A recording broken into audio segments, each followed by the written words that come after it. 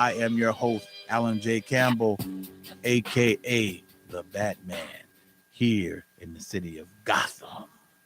So, a couple of things I want to get into right quick. And it's a couple of things. It's a couple of subjects that I'm going to talk about. Well, for okay, the first thing is for all you if you follow football and you know anybody that knows who John Gruden is. Okay, about an hour ago, John Gruden, the now former head coach for the Las Vegas Raiders, has been fired. Fired. Reports just came across the wire that uh, Mark Davis went to the training facility, went for the Raiders, and found Mark Gruden there, and it's obviously in his office. And the two men met. Conversation ensued, and subsequently, John Gruden was fired, basically fired on the spot, and that was primarily because apparently concerning emails that he sent some time ago. Some emails date back as far as 7 years ago, where he made disparaging comments, racist comments, homophobic comments concerning people of minority, racist comments concerning towards people of minority, basically niggers, blacks, us, people that look like me. Uh, he made comments about gays, homosexuals, lesbians, things of that nature. A lot of misogynistic comments, and the ultimate no, some very, very sharp criticism and disparaging things about the commissioner Roger Goodell. Now, a lot of that, and the killing part is that they found these emails and they go back far as 7 years. Now, people understand something. Understand this: when you send an email, it goes to the person, it goes to the email address you sent it to. But even though the email, that in some people's minds that, well, if I delete the email, it no longer exists. No, it's going to always be there. If they can find things like that, it's called forensic science, and I'm not going to get too deep in that because I don't want some of y'all's heads to explode. But that is what happened. That, and to a degree, and I was saying to some people some time ago, we have to start realizing that times are changing. Times are changing, and they're changing, and then to a certain degree they're changing for the better, especially concerning black people. Okay, and here's the thing: the NFL, and I mentioned this on shows before. The NFL, if you really look at it, is 80% black, or 80% black, or if you really want to be technical, 80% minority, which comprises of black and brown people. Okay, 80%. Okay, and for a while, I mean, this was a white man's sport. This was their sport, and then to a point that niggas wasn't allowed to be on team. It didn't matter how good they were. Did not matter how good they were. But things are changing. We're here now in 2021. Some things are changing for the better, and some things are still not changing. And the unfortunate part is that I have to keep saying that things are not changing. That's one thing that is happening right now. The second art of the news, and I had to think about this. There was an article that came out today. Actually, it came out last night, and this is referencing the Chicago Police Department. Now, now you all know my stance on law enforcement. You all know how how passionate I am and what I feel about it. Okay, and and make it clear, like I said all the time, it's not about a love for the police. It's just a love for the law, a love for the law. And when the law is applied correctly, appropriately, and equally, I have no problem with that. I have no problem with that. Now, some people have a problem with law enforcement. Some people have a problem with police.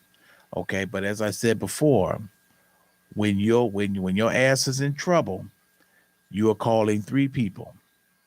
You're calling your mama. You're calling God, your mama, and the police. Those are the three people that you are calling when you are in trouble. Huh? Wait, just so you know, that's so my man.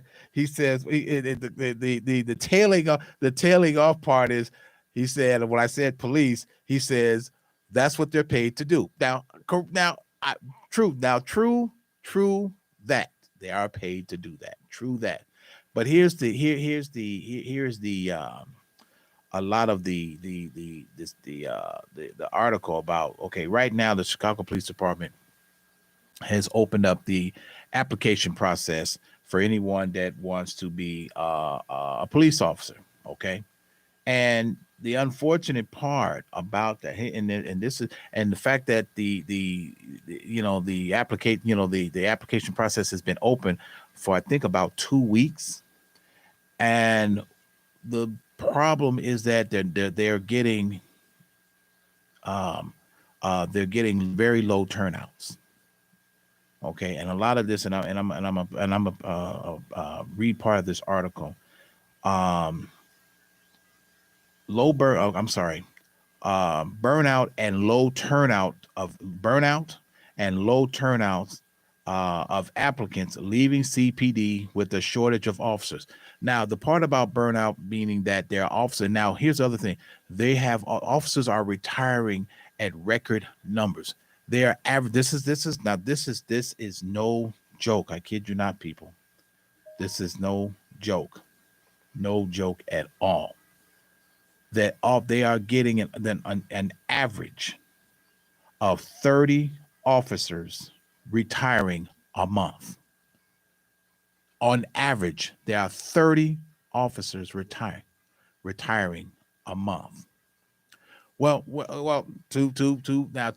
piggyback off of that on why they're retiring, some of them have reached the retirement line of retirement age.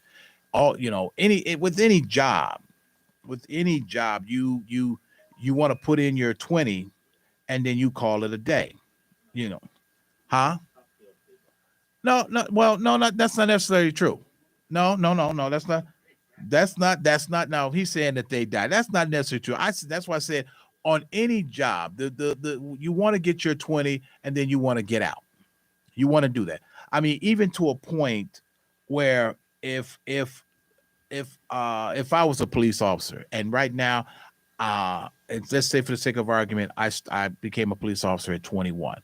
Okay, and I decided that right now I would be I would be at well actually I would be at forced retirement age.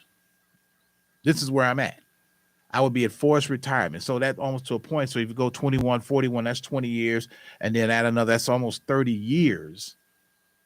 30 years. And at that particular point, so the third, and then I'm at the age where now this is I'm sorry, not forced, but mandatory. That's the word I'm looking for. Mandatory retirement. And it's the same thing with fire department. There's certain, it's a mandatory retirement. And some of them are, and now what's happening, some of them are retiring. Some of them are leaving the Chicago Police Department. And like I said, this is part of burnout. Some of them are leaving the Chicago Police Department and going to work for smaller departments. Understand something. It's not about the money. It's about the environment that they are placed in and the other thing, the lack of resources that are not being allocated properly. And so what happens also when I'm referencing the lack of resources, that also encompasses manpower. That is the biggest thing. And when you have a shortage, and when you're talking about a police force of 13,700 in a city roughly 2 million people, that's so upside down. The numbers don't certain things that the numbers don't justify it. They don't justify it.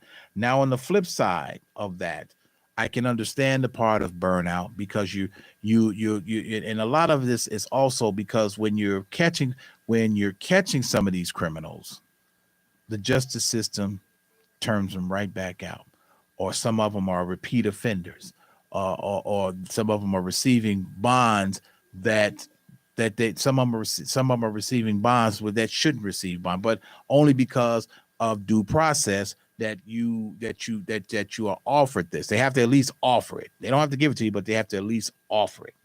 So, just reading this and just I'm gonna just skim over this article. Um, a political investigator talked with one ex-officer about the decision to get out of Chicago. I think you have to take care of yourself first, said the former officer who asked to remain anonymous. Self-preservation is one reason the former CPD officer recently left the department with less than 8 years on the job. Now, hear that.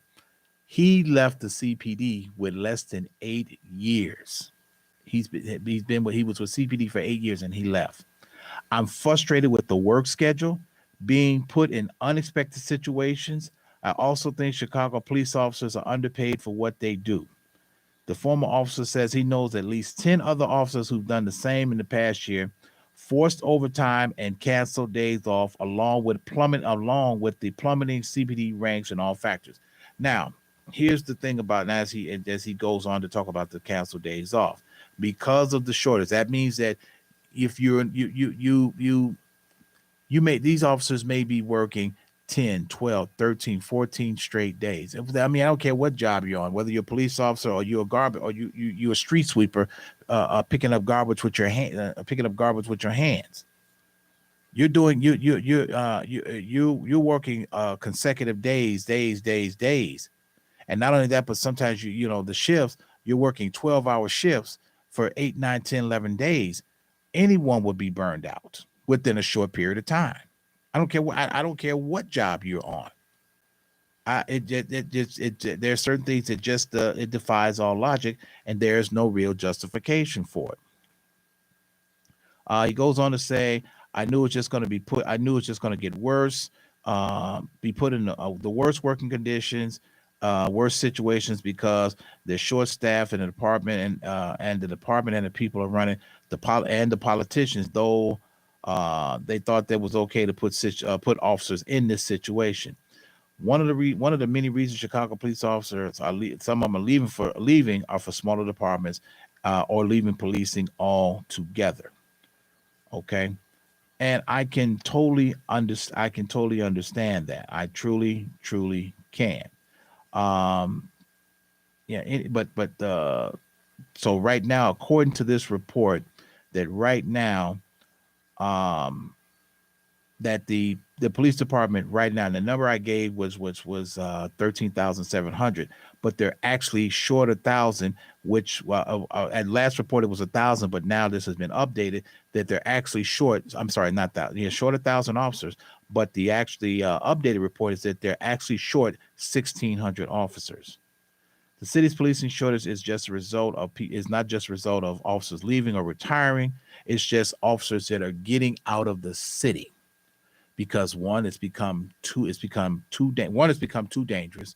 One, it's become too expensive to live in. Too expensive. Right now, they have a class. They have a graduate. They have a class of only 100 cadets. When the normal class size or the normal grouping for a cadet class is 300. That is a serious problem. Serious problem. And even to a point to where if I was 30 years and 10 pounds, 30 years ago and 10 pounds lighter, I would have to reconsider taking the job as a police officer in light of everything that's going on. I mean, when the biggest thing is that when you have a lot of gun offenders and repeat gun offenders, that is the biggest thing. And then here's the other thing. The resources that are not being properly allocated for first responders, that includes firefighters and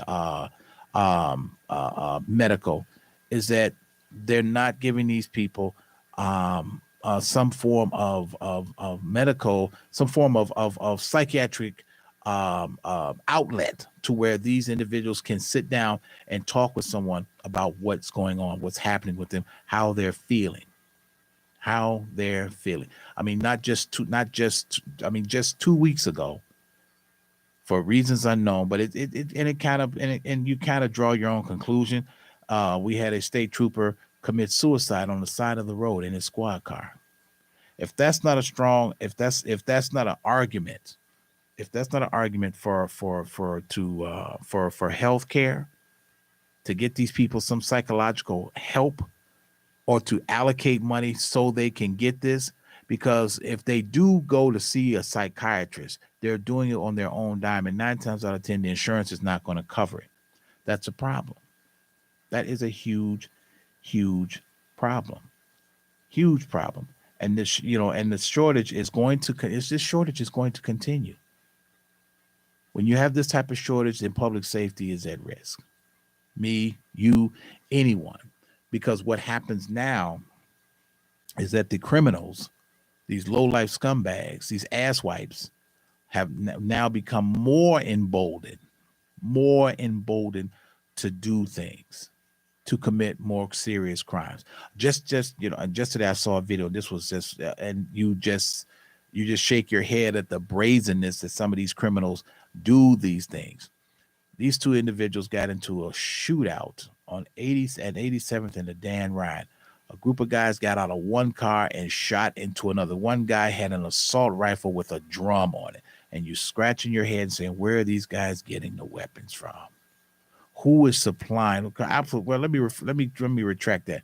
Not where, but who is supplying them with these high-powered rifles? I mean, these guys were shooting at a car, trying to get someone in another car that was 2 cars over, not caring that there were other people, that you're in stop traffic. This was not important. So this in itself makes officers a little bit more apprehensive about coming up against armed offenders like this. I mean, because by the time that this officer gets to his long gun, the shootout has already begun. These are the things that people are constantly faced with. But it is what it is, and we live in a society where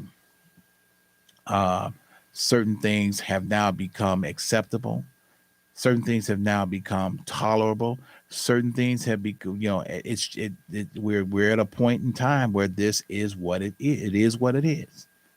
It truly is what it is. It's unfortunate, but it is. Now, there was and I didn't catch this, was brought to my attention, and it raised a very good point. There was brought to my attention about, what was that, the Dave Chappelle show or special? Is that my understanding? And the understanding was that Dave Chappelle said some things that people found, and the funny part, and I use this term loosely, found offensive. Now, here's the thing. If it, I've been watching Dave and watching Dave Chappelle for years. Okay. And Dave, with that being said, Dave Chappelle is a comedian, and people have to understand the whole point of comedy and comedians is that they're unfiltered. They're going to be unfiltered. This is how they make their living. So if you're upset when a comedian said something because you're a fag, you're a lesbian, this is unfortunate. This is the world that we live in. This is unfortunate. There were points in times where comedians were making jokes about black people, jokes about Asians, jokes about Hispanics. This is what it is. But he raised a very good point when he said he made a comment that, you can kill somebody and nobody would bat an eye, raise an eye, nobody blink, raise an eyebrow, or too much to say shit. But you say something about a gay or a homosexual, you say gay, fag, homo, lesbian, carpet muncher, sword swallow. Oh my goodness! Now you are in trouble. You're being offensive. You're being homophobic. You're being intolerable. Look here, I'm gonna tell you something. I'm gonna tell you something. I stand with Dave Chappelle on what he said, and I don't give and troops like I said, I don't give a good goddamn whether you like it or not. That's the whole point. He spoke the truth, and what has become, and now what's become what's shocking. No, let me rephrase that. What's not shocking anymore is that that things that we would be appalled at, is such as murder, sexual assault, home invasions. Those are, that's candy.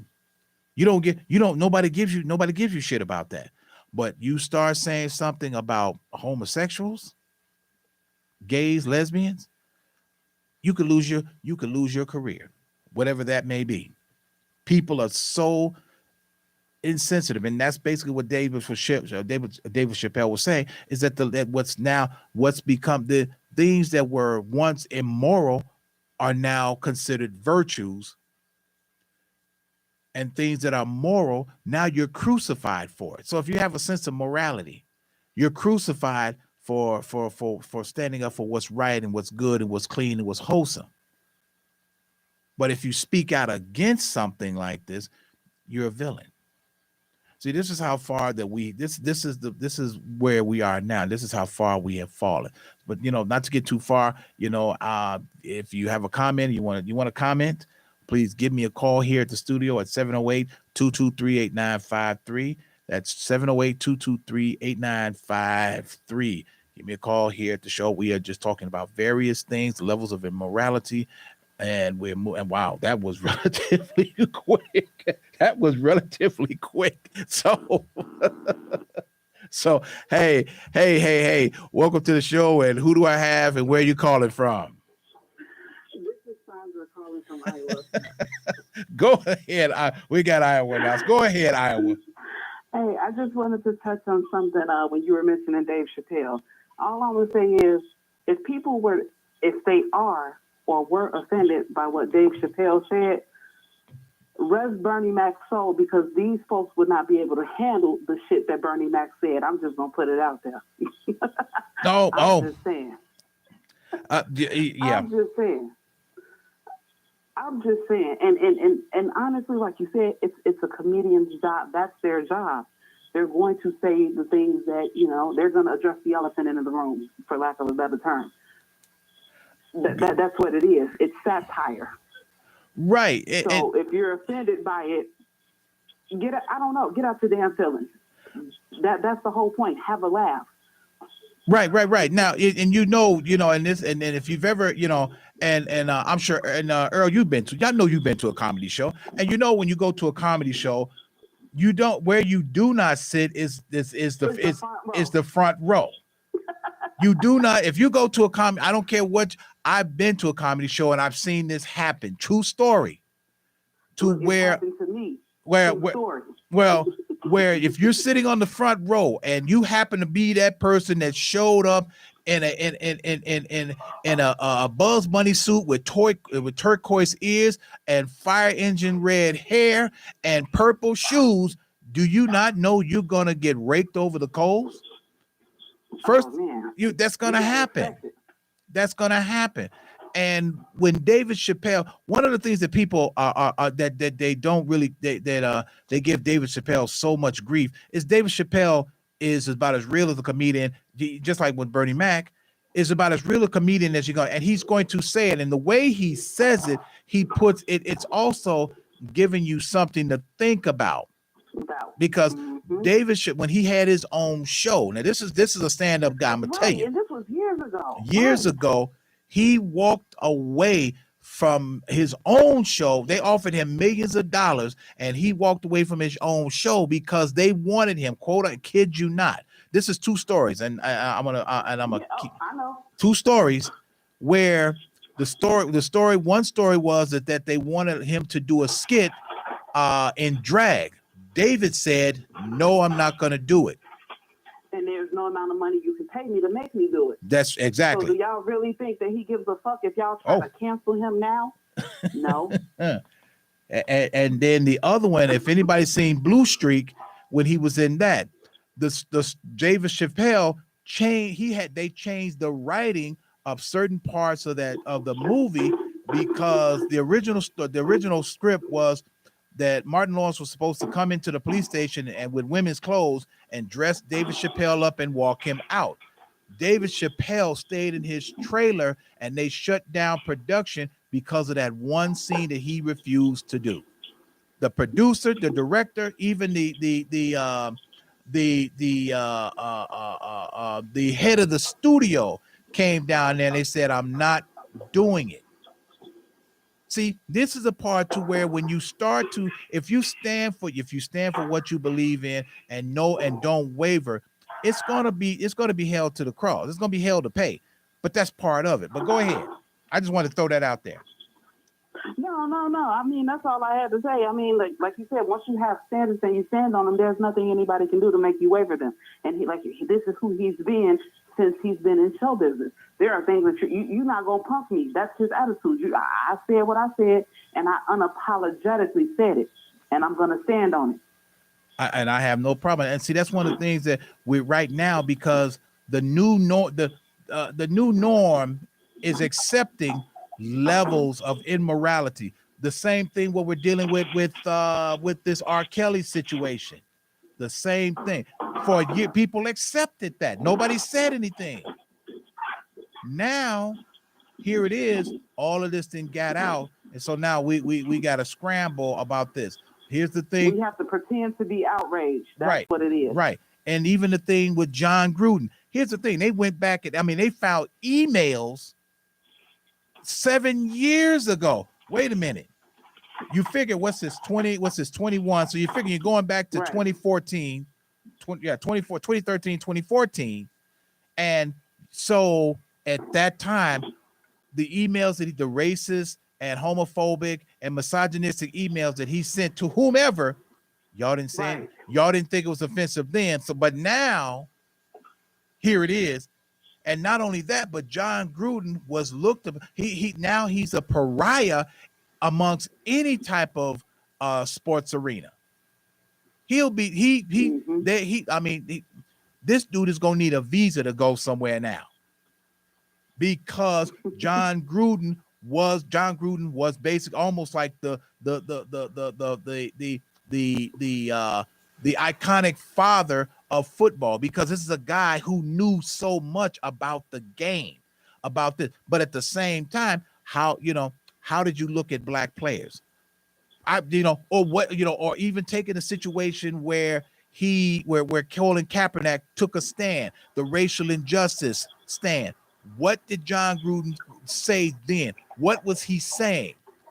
Or who was he See, these are things that make you really wonder about this.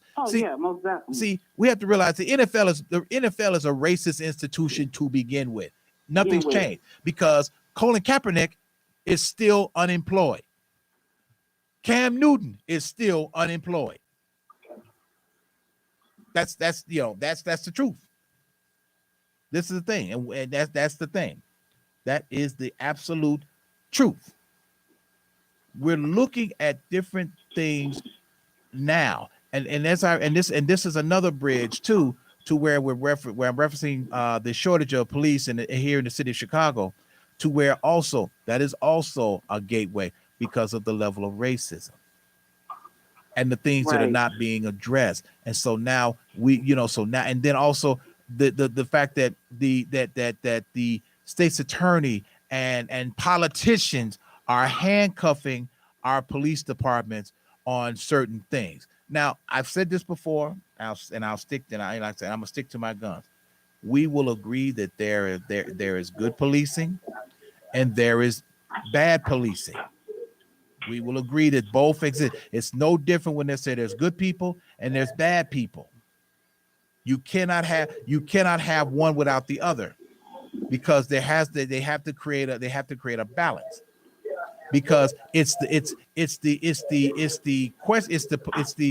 bad policing that motivates the good police to do the job the way it's supposed to do, the way they're supposed to, the way you were Right. trained, the way, and even to a point, use some common sense and ethics. Sometimes you may have to cut a corner here and there to get things done. That's part of it's called horse trading. We do it every day, and we do it in everyday life of society. This is what we do every day. Even to a point right now, there's a report that R. Kelly, even though he's convicted, right now it is said that he is cooperating with prosecutors on a list or a book, supposed to be a list or a book exists with names of celebrities who are also involved in sex trafficking. What is that called? That's called bartering. That is called horse trading. This is what he's doing. He knows he's looking at the rest of his life behind bars. He's looking at, I would like to see my kids at one point or another. This kicks in. Right. This is where we're at. All of these things. But there are certain, you have to realize there are consequences for our actions in each and everything that we do. Everything. Plain and simple.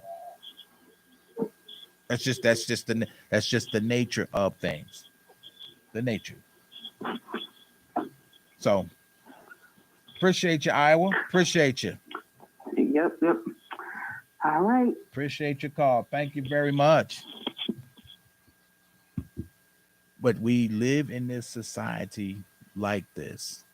We live in this society just like that. Hey, who do I have on the phone and where are you calling from? Welcome to the show. This is Jay from Georgia. All right. Now we got Georgia. Hey, y'all, we getting out there, y'all. We getting out there. We are getting out there. So go ahead, Georgia. Go ahead. Lay and grace us with your wisdom and knowledge. Right. So I'm gonna start with the R. Kelly situation. I hope that he has a very thorough insulation or insulated circle around him in some capacity, because whatever list that he produces is going to have some very, very, shall we say, surprising or eyebrow raising clients. Remember the madam of Heidi Fleiss. Heidi Fleiss. Was her name. Heidi Fleiss, the madam of LA. Yes. And then there was another website that got hacked called Ashley Madison. Right, I remember that. And that was hacked by one of the encoders who basically was trying to, he got pissed at the company because that was a literal website where married or people who were in already existing relationships were setting up alternative profiles to go and hook up with other people. And what happened is that this encoder, this guy was writing the code or whatever it was for the company, went and leaked the client list.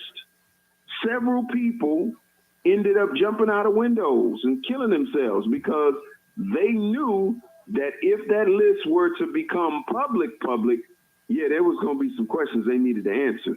And we're not talking about, old Joe in the mailroom. We're talking about some cats who, got... I remember hearing about that. Yeah, these are the cats that get the black cards from American Express. The one with no name, but just the code on the back. Right. So anyway, I'm gonna move forward because this whole thing with trafficking, we think we understand what it is, and we really don't. There's a new series that has come out called The Squid Game, and it's on Netflix. The what? Squid Game. What the hell? So, nevertheless, this particular movie is talking about, it places you in this game. Contestants are recruited and they're recruited to play this game, and there's a level of high stakes in the sense of millions of dollars, upwards of $40 million is at stake. Should you survive and should you make it to the end of this obstacle course or this game? Uh-huh. And there's several challenges and several mind twisters that you have to endure. And there's some people that you're going to have to eliminate, literally eliminate. But my point is, the people who actually set up the game and are putting wagers on who the contestants are, who they believe will actually win, are these super elite people who hide behind shadows and hide behind masks. And they use these people who are chasing after another level of opium to play out their fantasy in these weird, twisted games. And I'm saying that because sex trafficking is the same thing. You are dealing with, these are not the guy with the pot belly and the glasses with the one eye going one way and a crazy dirty hat on the other. Mm-hmm. No, man, we got this all wrong. These are people who are clean cut. These are women who are clean cut, men who are clean cut, who come from executive backgrounds, executive positions. But this is what they utilize as their, to let off their steam. This is their vocation, or excuse me, not their vocation, but this is their recreational blow off. Mm. And we've got to understand that this whole thing of sexual depravity or, sex trafficking, man, this is not what you think. It is, it's the people that you think it is that accounts for less than maybe 0.5% of the whole. You're talking about executives and these are men and women who literally have come up with a literal science of how they want to order their particular sexual exploitation. Wait. Did you say, wait, now let me make sure. I want to make sure I heard you correctly. And when I say that, I want to make sure that I'm going to turn my head so I can hear this in my good ear, the one that really works. Did you say order? Or you said order, right? Order there, but order, like a menu. So I would urge you and your listeners to look up a particular investigation that was suppressed called Pizzagate. Oh yeah. Pizzagate literally was an undercover operation where people were ordering up children and other parts of sexual orientation for their pleasure. And they were called certain actual food items so that you would know what the code word was of what they were asking you for. Wow. One very, very instrumental part or facilitator of that was not Weinstein, but the other guy who got hung. I don't know why I can't remember his name. Who hung himself supposedly? Oh, Jeffrey Epstein. Jeffrey Epstein. He was one of the facilitators of that because he had a plane called the Lolita Express. Yes. That Bill Clinton and Bill Gates were frequent flyers on. But I digress. So let's go back a little bit more and we talk about the Dave Chappelle situation. So people are losing their oatmeal over what Dave Chappelle said. And here's the part that if we as a group of gorillas don't understand that people are literally picking us off like flies, then we deserve everything we get. Dave Chappelle made in his most eloquent way, because remember now, Dave Chappelle is not some loose horse, some loose slave that's just rambling off the top of his head. No, he's not. He he comes from two parents that were educated. He himself is an educated guy. He's not a college, he's not an academic, or he doesn't come from academia where he's got a Harvard degree, but he did grow up in a house where there were academics. So my point is, he's well-versed in academia. He's also well-versed in understanding the narratives that Hollywood has consistently tried to play.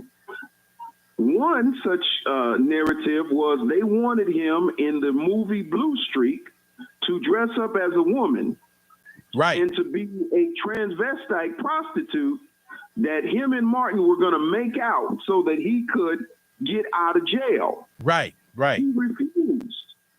He sure did. He refused. He said, "Man, listen, I got a little boy at home. I'm not going to have him sit up here and have me being portrayed." No. And they literally had a hissy fit and tried to pressure him in it. He said, "Well, I guess we won't be filming the rest of this." Right. They because they actually had to, they stopped production because to rewrite the script. And and if you remember the scene what did have him in there, but then they wrote in this, they had to cast another person. They wrote her in to come in to play Dave Chappelle's lawyer. So he could, that's how that came about, because she was never part of the production. Correct. But the point of it is, and like I said, this is the part that is so disappointing, is that the National Black Coalition was and is the vehicle that's being used to ride this goat of anti-transophobia campaign against Dave Chappelle. Now I'm going to tell you, Dave Chappelle is one of those guys who really has enough FU money to not worry about this. He's not a Martin Lawrence. No, he's not. Okay? He's not a Kevin Hart. Kevin Hart's been very successful, but at the end of the day, Kevin Hart and them have to go and get renewals for the shows that they do.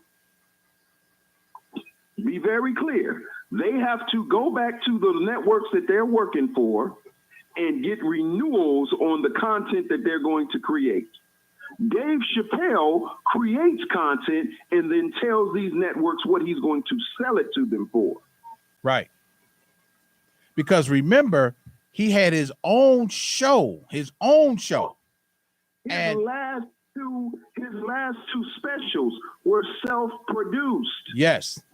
And remember, and he sold them to Netflix. Right. We don't understand. Now here is the most critical part of this that I think if black people don't understand, you deserve everything you get, if not more. A parallel in the eloquent way that he does. So if you could understand Gil Scott-Heron and just take him forward years and brush him up, that's Dave Chappelle. Uh-huh. What he said was, little baby can talk about killing niggas, hurting niggas, and doing anything against his own all day long, no problem.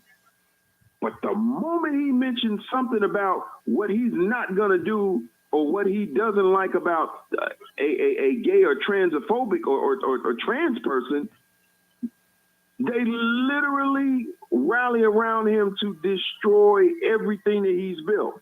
Mm. And we don't understand that the new preferential minority is these alphabet people who've got soft boo-boos. Mm. And hold your thought. And Earl, that's what you said. You and I had talked about that earlier. What was said.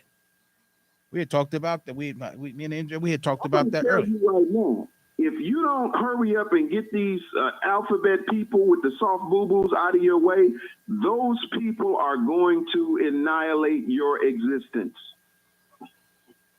Make no doubt about it.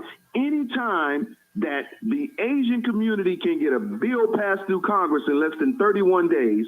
The transgender people have gotten 3 bills since Obama and into Biden, 3 bills for their own federal protection. But you, as a naturalized citizen who already exists in this country and has literally every bit of federal protection and persecution that these people endure, you wrote the playbook on how it's not to be done, and they're utilizing it, and you don't, or you can't. Let me put it that way. You are literally barred from using the same things that you ask for protection from. Right. It's the same game, but you can't use the same rules as they do. You told them what the game was. And I'm saying that this is nothing less than systematic cognitive dissonance, which will ultimately turn into your genocide. See, once a society has deemed you invaluable, once they've deemed you as, well, what is your purpose? Because remember now, how many of us actually have skills that society wants? I didn't say degrees. I didn't say commendations.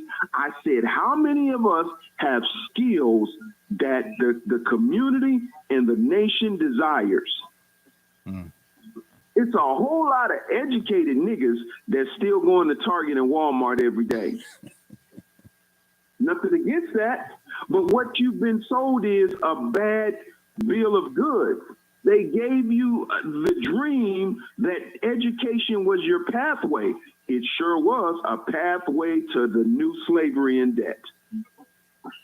Because the skills that you pursued or the careers that you pursued have no bearings, nor are they desirable in the society that we've now created. Think about how many people you know with master's degrees that are not in any level of mastering in that degreed field. That is a point. That is a very, very good point. But at the same time, what is it that our community needs? Carpenters, plumbers, electricians, mechanics. But we're not qualified for that because we've been told that we didn't need those skills anymore. See, it's been a bait and switch. So who has those skills? Every other community. Mm. So now that you have no skills, but you're constantly consuming the resources of a society, what do you think is going to happen next? If you don't know, look at the Trail of Tears from the Indians. That'll give you a good idea of what's next. That's my 2 minutes. Thank you. All right. Thank you, Georgia. Thank you. I mean, he has everything he said. He has a very, it was spot on. He has a very good point.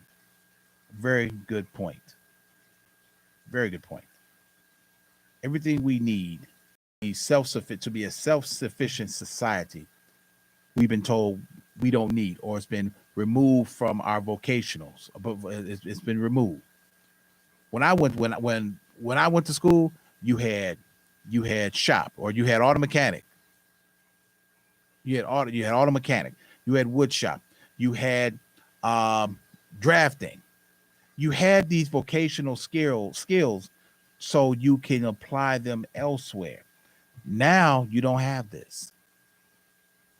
They've even taken the vocational schools or facilities or institutions out of our communities.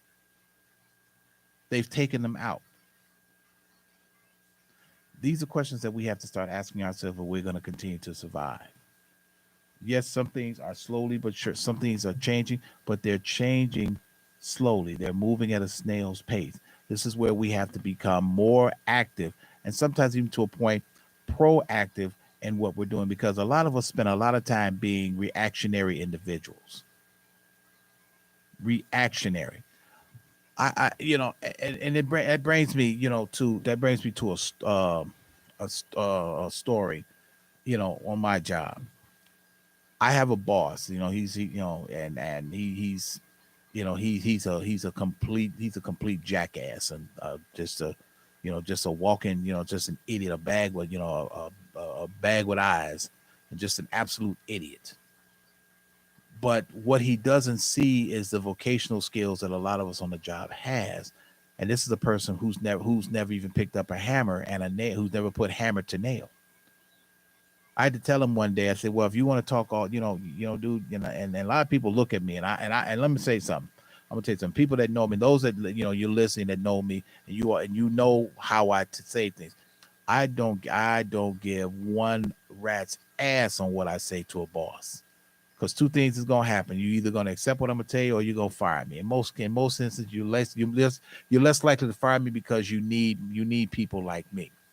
But anyway, explaining to this dude about certain things about how this works and how things this, that, and the other, it just completely goes over his head. You might as well be talking Chinese. You might as well be talking Spanish and Chinese, according to him. But he knows so much, and this is a person that's never done a labor's job a day in his life. This is a guy, and I had to tell him one day. I said, "Okay, you want to talk all you want to talk all this whatever, because you really make you just giving me the shits every time you talk." I said, "You need to come down here and put your hand to the plow. Come down here and do what we do. Come down here and climb these ladders. Come down here and carry these air conditioners up 3 and 4 flights of stairs and then install them. Come down here and cut 4 and 5, 6 buildings, grass at different buildings. Come down here and get into these grease traps, pulling all of this, pulling the world of disgusting out from these filthy individuals. Come down here before you do that. Before you talk about what you think you know." And these are things, and these are the jobs, these are the vocational skills that are valuable, but they're not available to us. There's a point to where we either have to start incorporating ourselves to where we have our own and not having to rely on other people. See, once you become self-sufficient, you don't need anybody else. It's an old, there's an old African old African saying: if you give a man a fish, he'll eat for a day. But if you give a man a fish, he'll eat for a day. But if you teach him how to fish, he eats for a lifetime. And this is what we have to start. This is where we have to start. This is the starting point. The hardest part of a 1,000-mile journey is that first step. It's the hardest part. If you're never taught how to fish, you're going to starve. If you're not taught certain things, you are going to perish.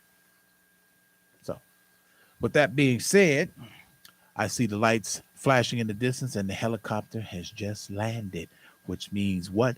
That's all the time we have here on tonight's show on Black Conservative Radio here on iHeart Intellectual Radio. So with that being said, each and every week I want you all to take something from this and then apply it to your practical lives. Use these particular nuggets each and every day as you go throughout your life. Use these things. Just as my old man would say, use your brain for other than a hat rack. And it's kind of, one of those little quiet little things, tonight's show was brought to you by Captain Hooks for wonderful food, great food, fish, chicken, shrimp, and wonderful sides, and coming soon, desserts. Check them out at 85th and Cottage Grove, 103rd and King Drive, and 15922 South Kedzie in Markham, Illinois. With that being said, not my monkey, not my circus. To the Batmobile. Let's go. Atomic batteries to power. Turbines to speed. Roger. Ready to move out.